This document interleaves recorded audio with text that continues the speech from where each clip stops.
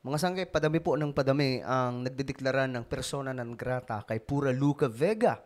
Halos buong Pilipinas na mga sangkay and possible masusundan pa po ito ngayong araw at sa mga susunod na araw. So ngayon na marami nang nagdedeklara kay Pura Luca Vega ng persona non grata ng mga syudad malalaki dito sa Pilipinas. Ang tanong dito, ano nga ba ang reality na mangyayari sa kanya? Ano nga ba talaga itong persona non grata? Ito po yung ating pag-uusapan ngayon.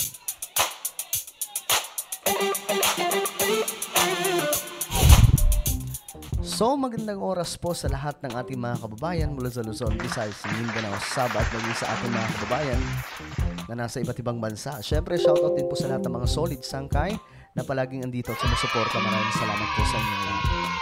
So, eto nga mga sangkay, bago po tayo magsimula, pakicheck po muna sa ibaba kung kayo na po ay nakapag-subscribe dito sa ating channel. I-click nyo lamang po yung subscribe button na makikita po sa ibaba. Tapos i-click nyo po yung bell at i-click nyo po yung all. Ulitin ko, click the subscribe down below. Click the bell and click all. Okay? Napakadali lamang po yan mga sangkay. So, eto na nga. Kasi ang dami pong gustong paalisin na itong si Pura Luca Vega sa kanilang mga syudad o mga probinsya, mga sangkay. Kahit yung mga nagko-comment dito, grabe po talaga. Ngayon, ang tanong dito, ano nga ba talaga mga sangkay? Itong sinasabing persona non grata, ano nga ba talaga ang kahihinatnan ni Pura Luca Vega sa nangyayaring ito? Well, ito nga po ang tanong. Ayan. What happens to a person if he declared persona non grata in the Philippines? Anong mangyayari kay Pura Luca Vega? Kasi marami pong nagdedeklara, di ba? Alright, ito, basahin po natin. Mainit na usap-usapan ngayon ang halos sunod-sunod na pagdedeklara ng ilang mga lugar sa bansa ng persona non grata laban sa drag queen na si Pura Luca Vega kaugnay sa kanyang kontrobersyal na Ama Namin drag performance. Ngunit, ito yung tanong, mahalaga po ito ano nga ba ang mangyayari sa isang tao kung siya ay idineklarang persona non grata sa isang lugar dito sa Pilipinas? Ito mga sangkay, basahin po natin. Base sa 2020 legal opinion ng Department of Interior and Local Government or DILG, ang persona non grata ay galing sa salitang Latin na nangangahulugang unwelcome person. Yun na nga po ang sinasabi ko mga sangkay sa inyo. Pag sinabing persona non grata, ang pagkakaintindi ko dito, unwelcome ka sa lugar. Hindi ka welcome. Kumbaga, pag pumunta ka doon, kahit taga doon ka pa, hindi ka welcome sa buong lugar. Kumbaga, mga sangkay, para kang pumasok sa isang bahay. Nasa bahay na yon, do kapitbahay mo siya. Pero pumasok ka na, hindi ka welcome. Parang may handaan, mga sangkay, pumasok ka doon. Pumasok ka, pero walang imbitasyon sa'yo. O kaya hindi ka lang welcome. Sino ba to? Parang ganon. Okay?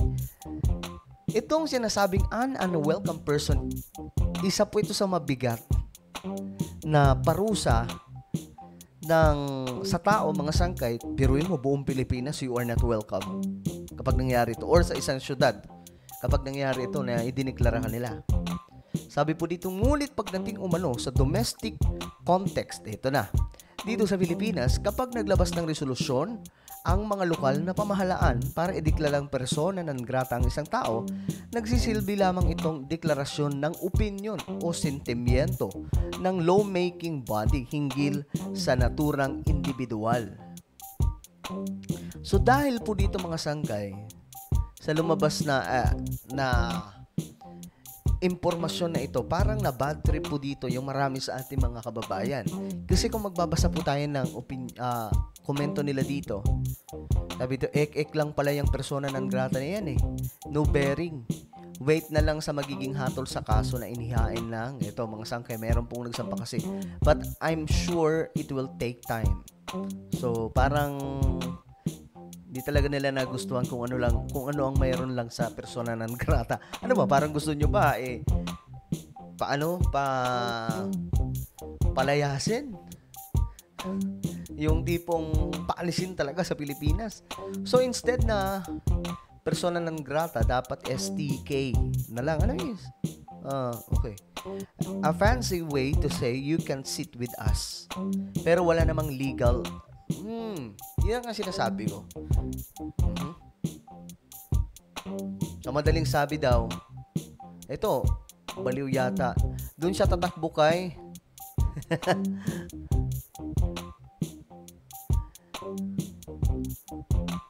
Pero mga sangkay, ito masasabi ko lang, kahit ganun po, yung persona non grata that you are unwelcome sa syudad, mabigat pa rin yun.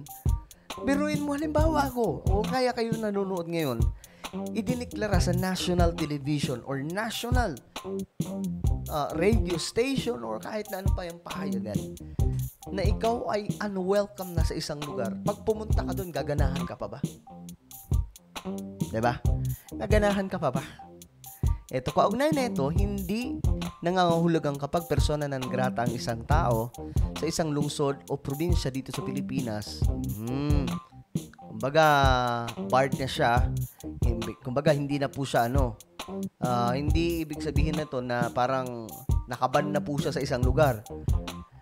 Dapat nang paalisin o arestuhin kapag bumisita sa naturang lugar. So, you can go. Kumbawa, nagdeklara na po ng persona non grata doon po sa Laguna. Pwede ka pa rin pumunta. But, depende sa kapal ng buka. Pag titinginan ka ng mga tao, ganun lang. Hindi ka welcome. Ay, nako. Sabi dito, while it is true, however, that a local sanggunian like you may pass a resolution declaring sentiment, and that would include declaring a certain person as persona non grata. The same must be done within the bounds of law. Sa DILG. That is, if such declaration is your way of expressing your sentiment, this is perfectly within your authority. Samantala ay pinunto rin ng mga abogado sa isang artikulo na ang pagpigil sa isang taong maglakbay sa isang lugar sa Pilipinas ng walang legal na batayan ay paglabag sa kanyang right to travel na nakasailalim sa 1987 Constitution. So, kung ganun mga sangkay, paano ba to? Yan, pagpigil sa isang taong maglakbay ng walang legal na batayan ay paglabag sa kanyang right to travel. So, paano yan? Ayon sa artikulo, yan, section 3, section 6, 1987 Constitution, ginagarantiya ng batas ang right to travel ng bawat tao maliban na lamang kapag lumabag ang isang individual sa interes ng national security, public safety, or public health. Sa makatwid, kahit naideklara ng persona non grata si Pura sa ilang mga lungsod o lalawigan dito sa Pilipinas, hindi siya maaaring direktang pigilan o arestuhin ng mga lokal na pamahalaan kapag pumasok siya sa kanilang teritoryo, maliban na lamang kung mayroong legal na batayan, tulad na lamang kung mayroong warrant of arrest laban sa drag queen. Klaro na mga sangkay. Klaro naman. Kaya nga lang, imagine ninyo to. Pupunta ka sa isang lugar na you are not welcome. Paano yun? Depende lang kasi yan. Itong si Pura Luca Vega, punong-puno yan sa kapal ng mukha. Kayang-kaya niya po yan siguro. Siguro kung punta si Pura sa Laguna. Total, kaya naman niyang harapin yan eh. Di ba? Pero sa mga katulad natin, mga sangkay na medyo may respeto pa sa sarili at may hiya pa rin, nakabahan po tayo na pumunta sa mga lugar na alam po natin na we are not welcome. You are not welcome. Bakit ka pupunta? Kaya ang nakakalungkot dito, bagamat hindi po direkta ito ng pagpapalayas kay Pura Luca Vega, but persona non grata is isa sa mga nakakahiya at shameful na hatol sa'yo. Parang hatol no? Oh, parang ganoon na rin po yun na pagtutuldok sa pagkatao mo sa isang lugar. Ibig sabihin, you are not welcome.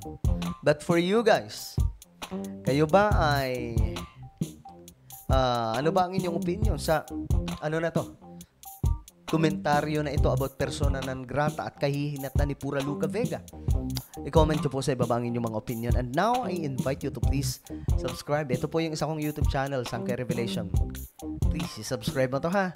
Ayan, ang gagawin mo lang, hanapin mo po ito sa YouTube at kapag nakita nyo na, i-click nyo yung subscribe, i-click nyo po yung bell at i-click nyo po yung all. Napakadali lang mga Sangkay. So, ako na po ay magpapaalam hanggang sa muli. This is me, Sangkay Janjan. Palagi nyo pong tatandaan that Jesus loves you. God bless everyone.